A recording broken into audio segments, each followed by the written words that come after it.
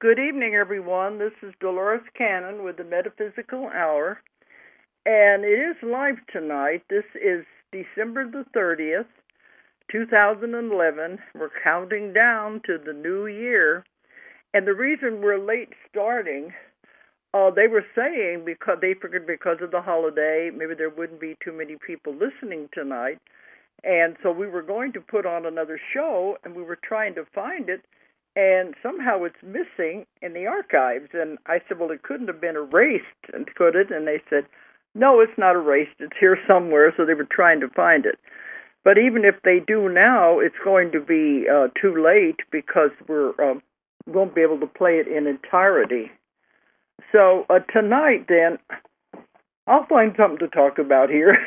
But if they have call-ins, let's go ahead and do it. The call-in number, if anyone wants to call in and talk, is 1-888-627-6008. 888-627-6008. What I was going to have the show about, and I think we'll play it next week. There's a call-in already. I'm pretty sure he's going to find the show, and we'll play it next week then. Okay, go ahead. Who's there? Okay, this is Nina. Hi, Dolores. Hi there.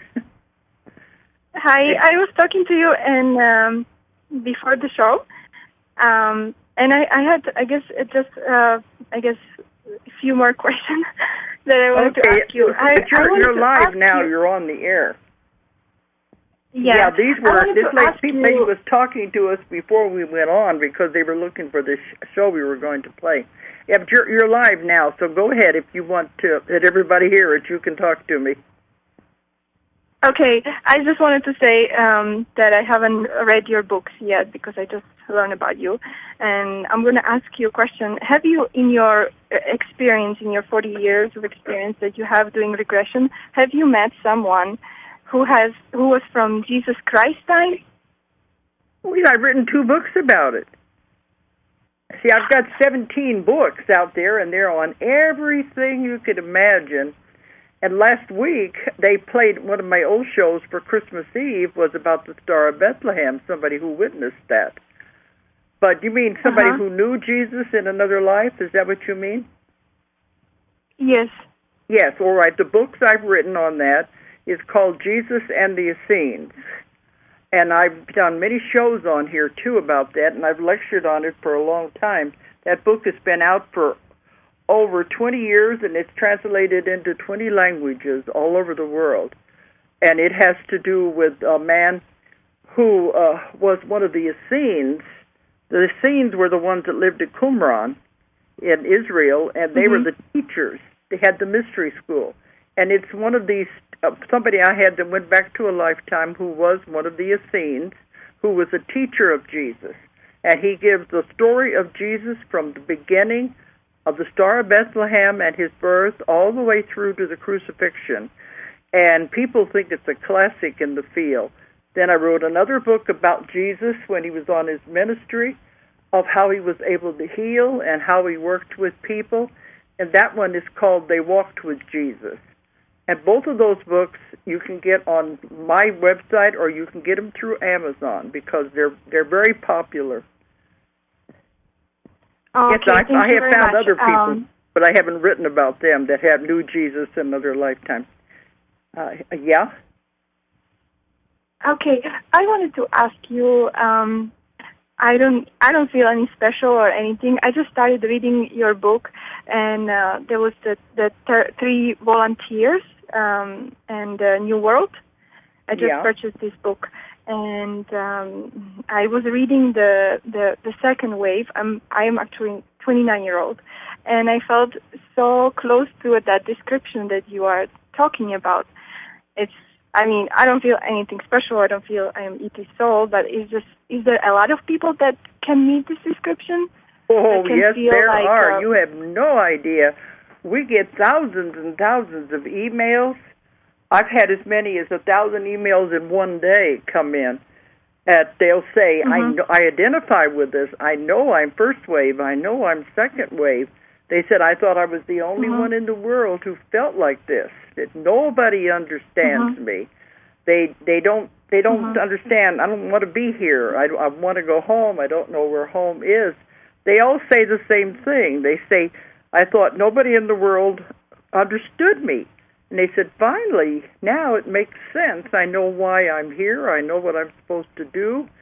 And you don't know how much it makes me feel to know there are others out there who feel the same way. I get letters all the way from Russia, from all over the world. These people are everywhere. They're just all afraid to say anything because they'll think people won't understand. But that's how I came up with the theory of the three waves, because they're very, very common now. There's hundreds of thousands of volunteers who are now all over the earth, and they're here to do a job. And they're waking up to that fact, too. So I'm not surprised if you're one. Every time I do a lecture, people come up to me afterwards and say, I know I'm first wave, I know I'm second wave. I mean, I don't feel anything special. I actually feel like... they don't either. They just know they don't want to be here. Yes, they don't I feel like I don't want to like be here. Violence. I feel like I don't want to have children because I feel this world is too bad for them. I don't want to go and meet people because I'm afraid they're going to hurt me. I feel these kind of things, and I want to help people, but I'm afraid I don't want to create friendships. But don't forget, whatever you're afraid of, you draw to you. It's all energy. Everything is energy. And if you're afraid of something, you give it energy and you draw it to you. So you don't want to have fear. Okay. You don't want to be afraid. Because that'll be the opposite of what you want. But, these different people don't want to be here because they don't understand the way people act. And that's okay. That's normal because everybody doesn't understand what this is all about. But you haven't heard enough of my shows or read enough of my books yet to know I talk about this is a school. And this is the most difficult, challenging planet in the universe to live on and go to the school of Earth. So it's the hardest place to be, but you chose to be here at this time to learn something from it. Oh, okay. Okay, thank you, Dolores. Happy New Year, and thank you very much for having me on the show. Okay. I hope I answered all your questions because I was talking to you while we were waiting, too. Okay. Yes. Read the book. Yes, you'll find a lot of answers in there. Okay. Yes, thank you. All right. Okay, then. Good night. You can go ahead and listen to the rest of the show, then. Okay. Yes, I will listen to you. Okay. Okay. Now, if there are any more callers, you can come on and come through because I'm just going to be talking tonight anyway. There's another one. Okay. All right, go ahead. Hello? Yeah. How are you doing, Dolores? Oh, I just got back, 5 months traveling all over the world, and I got back just before the holidays. And I'm trying to get back to normal and get over jet lag. I'm kind of like a little kid. I'm really happy to talk to you because I've just finished reading your Convoluted Universe books, and they were just so amazing, and just the amount of knowledge and work and detail you put in them. It was just amazing. Which one are you reading? Ma'am? Which book? I'm sorry, I can't hear you. Which book are you reading? I'm reading the Convoluted Universe on book 4 now. You're on book 4, okay, because we just got that out of here right after I got back. I wrote that book while I was traveling, and I was trying to do it in hotels and everything. I was under a heavy deadline. I'm interested to know what people think of it because, I don't like working under pressure like that. Do you like the book so far? Miss Cannon, it is absolutely wonderful. Like, just continuing the saga, and just it's almost like, we're there with you as you uncover this information. And it's just really, I guess, a relief to feel something that's so empowering. I know, as I've read, your Convoluted Universe, I haven't gotten to I'm sorry, this is the fourth book, so your 13 other books, because I know you've written 17. But yeah. I just started with the Convoluted Universe series, and just seeing the amount of information that you've uncovered and how it correlates to even today is just amazing. So I think it's a wonderful, wonderful book. And it's just, I'm right now I'm on chapter 20, and I'm trying to read about 10 chapters a day, and I'm just loving it. So mind expanding. I'm just enjoying the increase in, I guess the word they used was thought pattern, just different thought patterns, and it's just amazing. So that's what I think of the book. Well, each book in the Convoluted Universe series gets more and more complicated. And when I wrote the first book, it was a continuation from The Custodians. I don't know if you read that or not. No, ma'am, Custodians is my 25 years of working with the UFOs and ETs. And it began to go away from UFOs into complicated metaphysical theories and concepts. And so I said, I know I'm going to have to write a different book. So I started with the Convoluted Universe.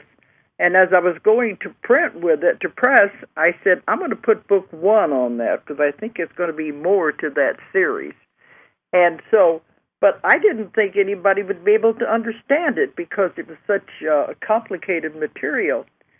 I said it's for those who want their minds spent like pretzels.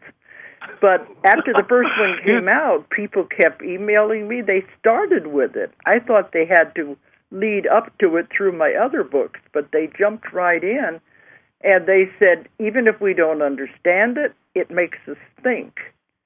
And so I said, okay, then I guess they can handle it. And each book is a little more complicated than the other. One of the things I find very interesting is some of these concepts that you present, such as the concepts of simultaneous time, parallel universes. One of the things that I find that's really interesting to me, because I've just, in the last year and a half, really gotten into the past life and just really understanding how the world is working. But some of these concepts you presented, I find it interesting to see that, some of these were presented in cartoons such as, X-Men and just the kids that are, that are coming up. I know you say it in your books a lot, they're the light of the world, but some of these concepts just resonate and it just seems so easy to understand. I mean, I was really, when I listened to your archive, I think the date was on December the 16th, when you said you took 300 pages out of the Convoluted Universe Book 4, I was like, I really wanted you to put as much information as you could in there because I think you said it'll be another year before you write another book to continue the series. So I was like, no. I'm sorry, go ahead. Well, I had to take it out because it was getting too big. It would have been over 900 pages. And my other books, the biggest one was Convoluted 3, was 700. But it was just so much material, I said, I've got to take some out. And so here I have the basis for another book. So, I've been home now for about 3 weeks. I can't just sit around. After I've rested up, the first thing I've got to do is start another book. So I'm using that material that I took out, and I'm working on another book. I'm working on 3 books. I'm never going to get through writing. There's so much material. But I'm really glad that you're enjoying it and you understand it. Hours, but I must say that keep the information coming. We are loving it. It feels good to have information that empowers us, gives, it makes life make sense, This isn't some, oh, my God, you're going to be punished. No, you actually chose to come here. You draw the things in your life that you want in there. So make the best of it and enjoy it. And I think, and it's I think it was in Convoluted Universe Book 2. You chose to learn from. Once you understand that you chose the situation to learn something, it makes a big difference. You can't blame anybody else. So, Dolores, I just want to say thank you.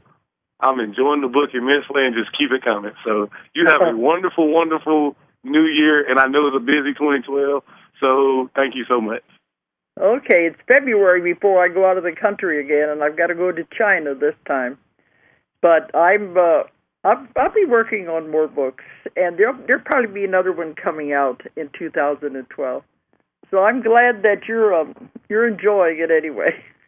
Okay, and thank you. That makes me feel good. Maybe it's worth all the work I put into these books.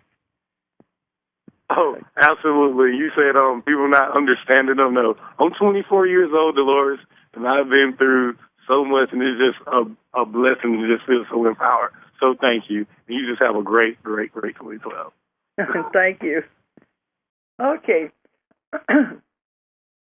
All right. Let me get back to one of the things I did want to mention, start off with tonight anyway, and that's why they were looking for this old show. There's another caller. I don't know if I'm ever going to get to mention it or not, but that's okay.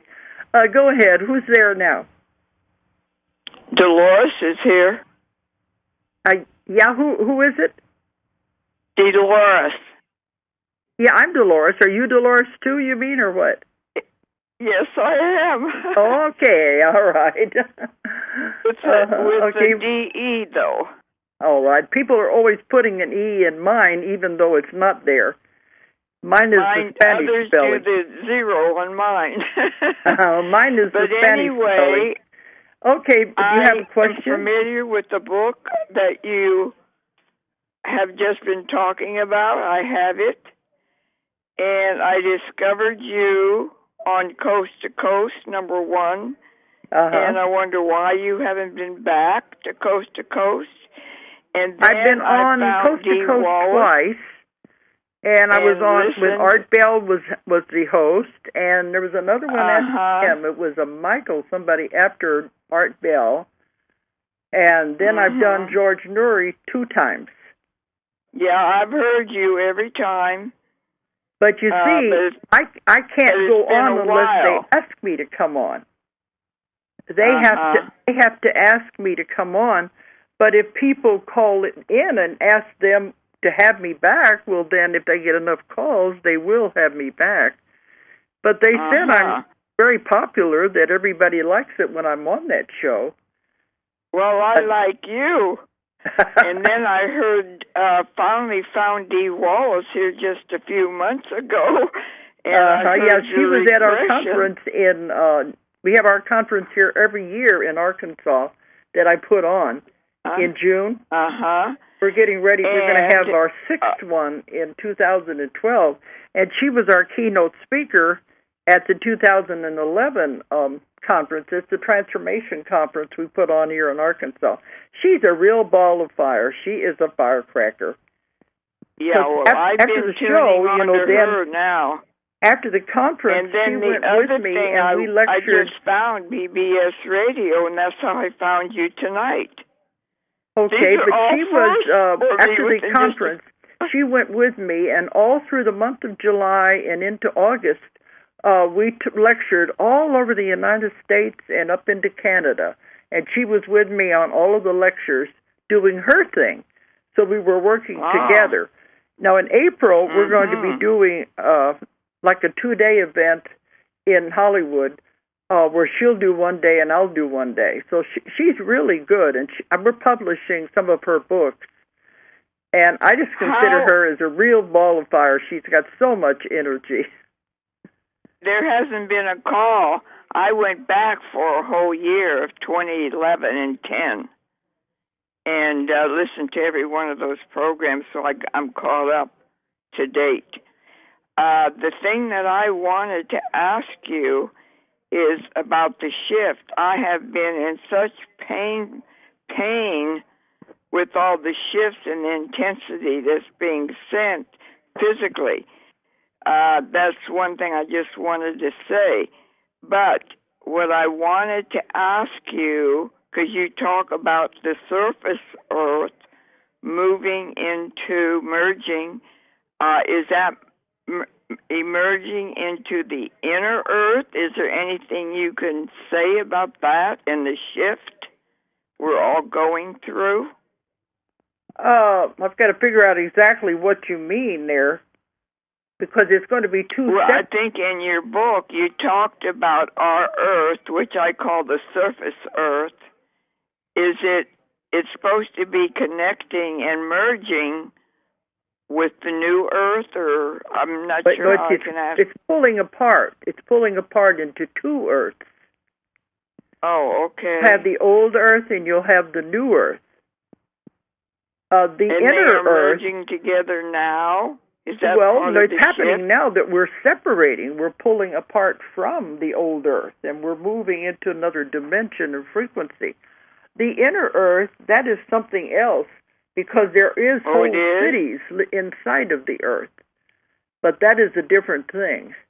This is the separation between the old earth and the new earth as they break apart, because the earth is a living being, as you probably know, and it's going to be going into its next incarnation. You know, just like humans do. It is going to go into another incarnation. It's just taking it longer. And that's why its vibration and frequency is changing as it shifts into another dimension. And if we want to go with it, our bodies have to change. The frequency and the vibrations of our bodies have to change in order to resonate with the earth. Now, is that why we are having, or at least I'm having, a lot of pain during this Well, it's shift? not usually pain. It's usually symptoms. And there are many symptoms that have been reported to me, but they only last for a day or so, and then they go away and they're replaced by something else. What kind of pain are you having? What part of the body? Throughout my whole body, usually.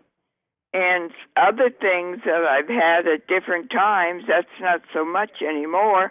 But I went through, I get ready to go somewhere, all of a sudden I get this dizzy, spacey feeling, and I can't go anywhere because I can't drive. But I've been going through this for months. Yeah, it started in 2003, and many people have been reporting it all that time, but it was lessening. I thought it was kind of good. People were getting used to it. But it usually just lasts for a day or so. But anyway, what about the hollow earth now? Is that something different again? The what? The hollow, HOLLOW, the hollow earth. Yes, what I said. There are cities down there. It's not really hollow. There are cities underneath the earth, and they've been down there. The people went down there at the fall of Atlantis. There's a whole city. It's got a sun. It's got water. It's got lakes. It's got animals. It's beautiful, and they're more highly advanced than we are. But that is inside of the earth. And they live thousands of years old, I understand. Oh, it's been down there since Atlantis. The survivors of Atlantis, some of them went into the hollow earth. The entrances are found underneath the pyramids of the world. They had the entrances to the hollow earth, and the pyramids were built on top of the entrances. This means the one in Egypt, the one in South America, anywhere there's a pyramid, there will be an entrance going down into the hollow earth. But how long have you been having this pain throughout your body? Quite a few months. It comes and it goes. See, that's usually what happens. See, your body is adjusting to the frequencies and the vibrations that are changing. Your body can't change all at once. If it did, it would destroy the body, so it has to be gradual and subtle. So these symptoms usually just last for a few days, and then they taper off, and then you get another set of symptoms. But one of the symptoms is dizziness and the feeling of disorientation. That is one, but usually it'll pass in a day or two. Other symptoms people have reported have been high blood pressure and heart palpitations, irregular heartbeat. I don't have that, but I have had hypothyroid, and a month ago, I think it's been, I reverted to hyper. You went the opposite direction. I don't know where direction. I am, hyper or hypo now. Okay. Well, in my work, that's what I deal with is people's physical symptoms.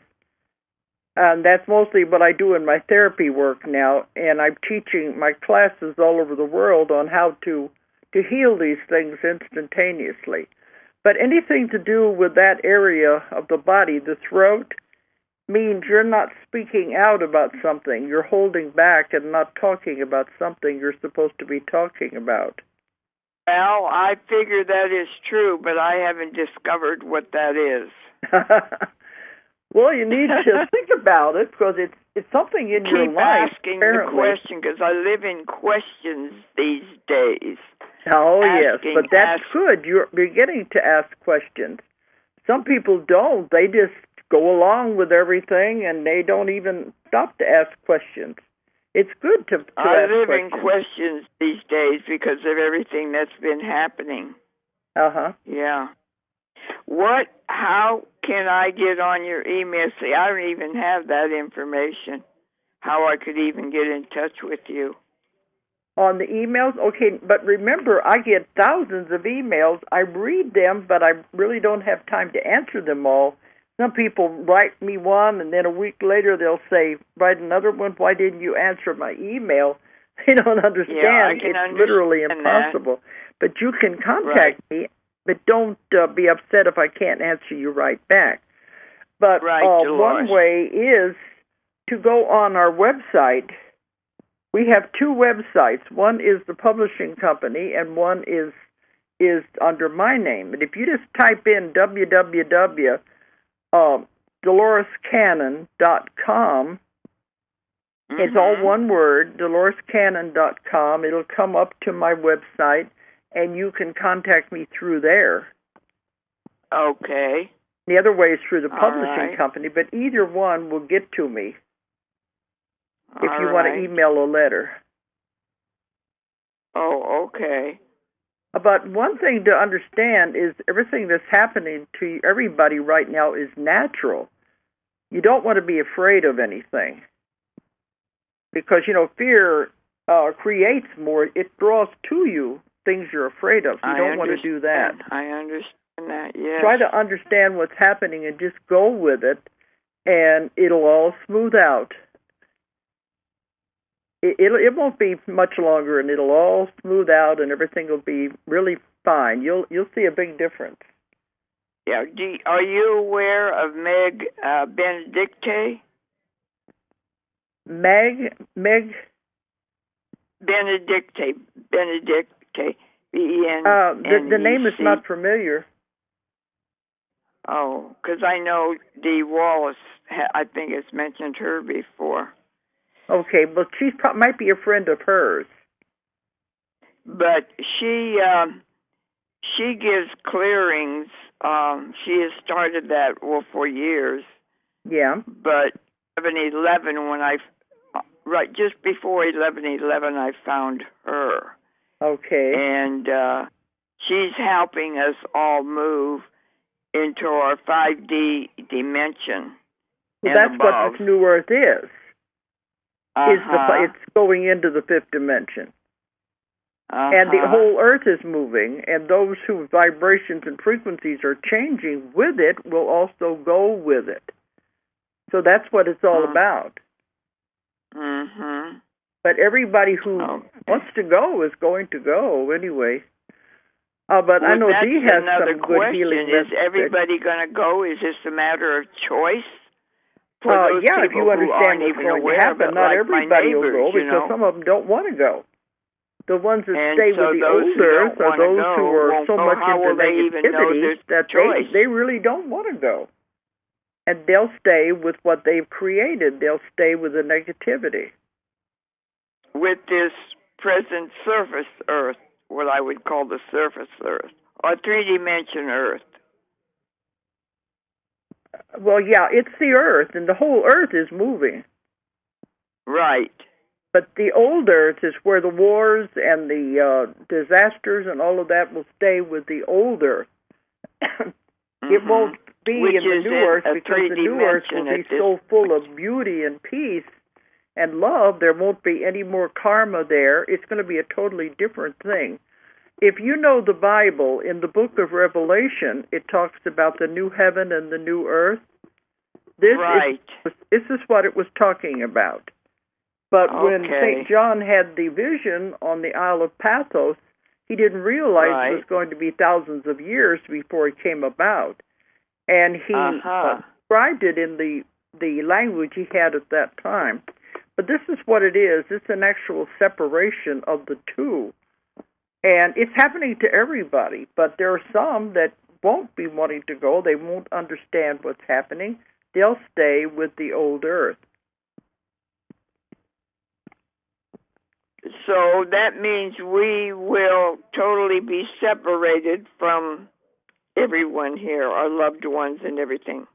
Well, not if they want to go. It's an individual choice. Go. We're going. I'm going. Well, because you know about it. See, the ones that don't know about it, don't care about it, it won't make any difference to them.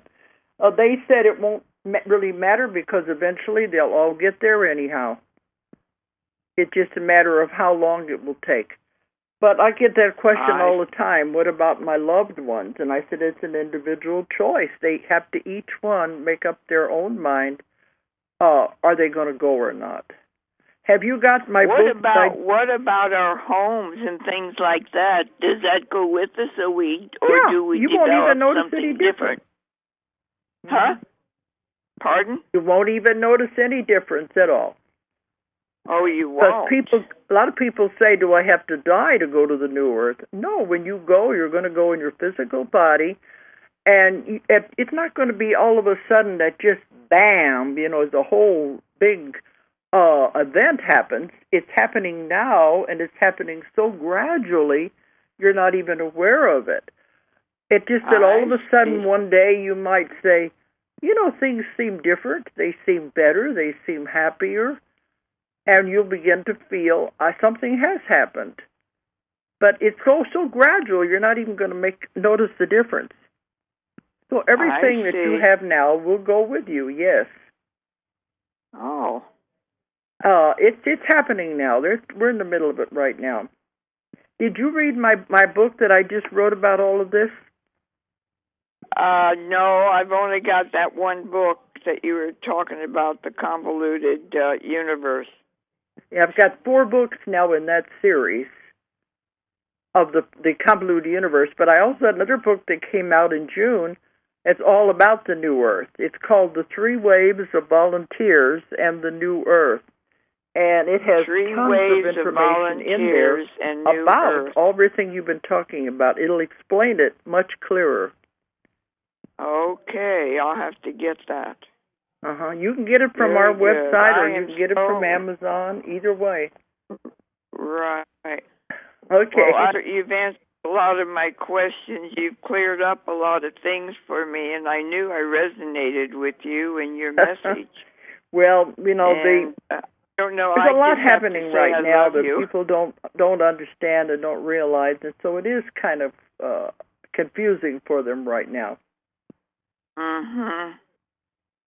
All right. Okay, hang in there. It's going to be fine. Don't be afraid of anything, because that's what you draw to. And how you're so active, I don't know. I've become a couch potato almost all the time recently. But I don't know where you get all your energy from. Yeah, because, I was all over the world for the last 5 months. And I wrote the book while I was on the road, giving classes and lectures. And I'm so glad to be back here for the holidays and relax. Don't have to get on a plane for a while. Yeah, that's got to be very tiring, having to do all that travel, though, too. But you sound so energetic. No, I don't get tired. The only thing I don't like is the 14-hour flights. Those are hard, but I always try to arrange it so they'll get there a couple of days ahead of time so I can get over jet lag before I have to go to work. But, when it's your job, you just get used to doing it, though. Yeah, I guess so. In 2012, I've already got booked the whole year. I'll be traveling many, many more places and many more countries. They're all wanting me to come somewhere, so I have to stay on the road anyway. And there'll be more books coming, too. Okay, but I hope I helped you with your question. I really appreciate the information I received from you. Okay. Thank you so much, Dolores. Okay. All right. Okay, so maybe now I'll be able to get to what I was trying to say, but it's okay because the calls are people wanting information, and usually on a show we usually don't have time to get to the questions. But one of the things why I wanted to play that other show, and we'll play it next week, it's making me very sad, is that a lot of the people in the metaphysical field that have been here for years and years, we all started out together. Because I've been doing this work, well, I've been doing the work for 45 years, but I've been very active in the lecture circuit and with all of these metaphysical people for at least 25 years, almost 30 years. But a lot of them are dying now and leaving the scene, and it's a little sad to me to see so many of them going that it's all at once. Everybody is. Oh, we did lose Zacharias Sitchin. These are people who are pioneers in this field.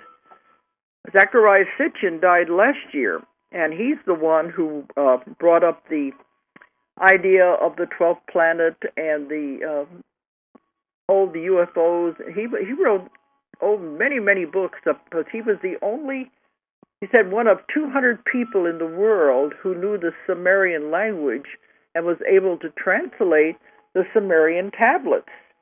And that was what he wrote his books on, and he became very popular, and he was a very popular speaker. And he died just this last year, in 2010, but this year we lost Wendell Stephens. And see, some of these people, I've had the BBS play the interview I did with them, so as a memorial to them. We lost Wendell Stephens, and he had the largest UFO picture collection in the world. I think it was close to 5,000 photographs that he had of UFOs, and he was always collecting more and more. I did 2 shows with him, but I've known him since the beginnings. We all started out together back in the 90s, beginning of the 90s, the end of the 80s and the beginning of the 90s. My first books came out. We were all on the lecture circuit together, so we've known each other for a long time. And Wendell, the pictures were the main thing, but he was also a very strong UFO investigator. And I believe they said he sold his collection or he gave it to somebody. I don't really have the details of what happened to it. But I said I was sure hoping it wasn't going to be lost because it was the largest collection of pictures, photographs of UFOs in the world. So she said it's not lost. He did give it to someone or sold it to somebody. I'll find out later about it. But one thing I found out with him when we did the talks with him, he was around. Oh, he was a colonel in the Army, and he found out a lot of things, a lot of secrets that he was not supposed to talk about. And he did get in a lot of trouble in those early days with the government trying to discredit him.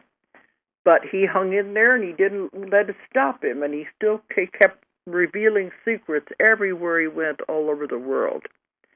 And he was a very popular speaker, and he was an old friend, and he died this year. And then I just found out since I got back that Bud Hopkins died in August, and he was also an old friend. And if you out there that are listening, or readers in the UFO field know him and Wendell Stephens wrote some of the first books on UFOs. Wendell Stephens wrote Whitley Strieber. Him and Bud Hopkins started out at the same time. Whitley Strieber wrote the book Communion, and Bud Hopkins' books were at the same time, too, on the first UFO investigations. I visited with Bud Hopkins several years ago at his house and his studio in New York City, and really, Bud Hopkins never intended to be a UFO investigator. He never intended to be a hypnotist. He was actually a sculptor. And in his house, in his studio, he had a lot of things he was working on, so I got to see all of that. That was his passion. He more or less got into the UFO field by accident, if anything is ever an accident. And he was never really comfortable with it. but he wrote several books about his investigations, and he was also a very popular speaker on the lecture circuit. So he will also be missed. Now, this one I was going to play the tape about is my really good friend, Lou Ferris. I've known Lou Ferris since we first began on any of this with UFOs. We go back into the 1980s. And Lou was really one of the ones that got me into the UFO field. But he's a kind, gentle, wonderful person who never really intended to get into this. But he had the UFO news clipping service for many years, and people subscribed to that. But he had the UFO conference in Eureka Springs. I think he called it the Ozark Ufo Conference. He had that for 22 years. And I was with him on that, helping with it since the very, very beginning of it, 22 years ago. And he built it from nothing, because I remember we had a meeting, and he says, I'm going to do this. He said, I don't know if him and Ed Mazer were going to do it. And he wanted us to help. And he said, I don't know if I can or not, but we're going to have this conference. And he was always a very quiet person. After the first few years, it started out with 50 people at the conference, and it has now grown till they have at least 400 to 500 people every year. And when it started out, the first few years, and it began to grow, he said, I feel like I've got a tiger by the tail. I would much rather be sitting in the audience listening than up here trying to organize all of this. So he was that kind of a quiet, unassuming person. But he got me involved in the UFO field way back in the 1980s. If it hadn't been for him, I probably wouldn't have got into it. So I was doing the regular past life regressions, but I wasn't doing the UFO work. Anyway, since I come back, I found out that Lou was very ill. He's in a nursing home now in Morrilton, Arkansas, which is very close to his home, and they don't think he's got more than a few days left. He has cancer, and it has spread to the liver. And they said he's been getting emails from all over the world, and this one really good friend of his, Jerry Blackburn, has been taking the emails to the hospital and reading them to him. And I keep thinking, knowing Lou, he's probably want to hang in there until 2012. He wants to see 2012 come in anyway, and that's probably what's happening. But I feel very sad to have all of these giants, these pioneers in the metaphysical field and the UFO field are suddenly leaving the planet. I guess they want to watch from the other side what's really going to happen out there and see this and hang in there, watch it from the other side as an observer, probably what's happening. But next week, we couldn't find the tape, and I told them I sure hope it wasn't erased, the show I did with Lou. They said, no, it's there somewhere. They're going to find it, and we will play that next week as a memorial to Lou Ferris, this great and wonderful person. We did play memorials to the other ones, to Harold McCoy and to Wendell Stephens. Harold McCoy also died. He is one, we say the transition makes a better word because we don't ever die. He was the one who was teaching how to do remote healing. You don't even have to be in the same room with the person. He founded the Ozark Research Institute and was teaching healing, and he became very, very well known in that field. Okay, but I guess it's coming up now the time for us to go off the air here. I appreciate everybody listening because I wasn't sure if they would. We were late starting. Anyway, Happy New Year, everybody. We're going into 2012, and don't let anybody tell you it's the end of the world because it's not. It's the end of the world as we know it because what we're going into is so beautiful and wonderful. But it's not the disaster they're talking about. We're going into a wonderful new world and a new year here, 2012. It's going to be very, very exciting. So, Happy New Year. And I'll see you next year. Good night, everyone. If you enjoyed the show, check out more of our other videos and be sure to subscribe and click the like button. Thank you for listening to the Metaphysical Hour with Dolores Cannon.